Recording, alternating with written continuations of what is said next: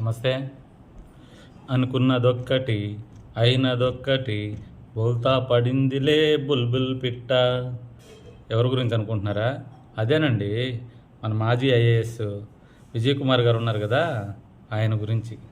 విజయ్ కుమార్ గారు ఒక కేసు వేసి పవన్ కళ్యాణ్ గారి మీద ఈరోజు బోలపడ్డాడు. అయ్యా విజయ్ కుమార్ గారు, మీరు కూరలో కరేపాకు లాంటి వాళ్ళు.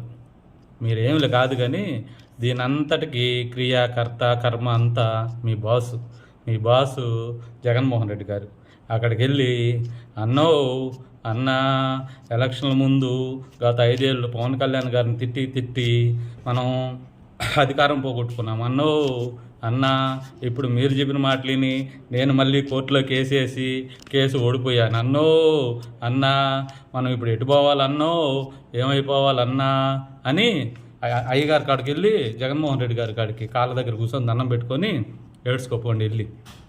విజయ్ కుమార్ గారు, మీరు ఒక కలెక్టర్గా పనిచేశారు, అంత పెద్ద చదువు చదువుకున్నారు, కొంచెం కూడా జ్ఞానం లేదు మీకు.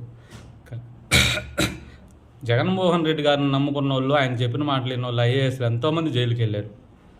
ఆయన మాటలిని మీరు ఇంకొకరిని జైలుకి పంపించాలండి, ఎట్లా కుదురుతుంది చెప్పండి?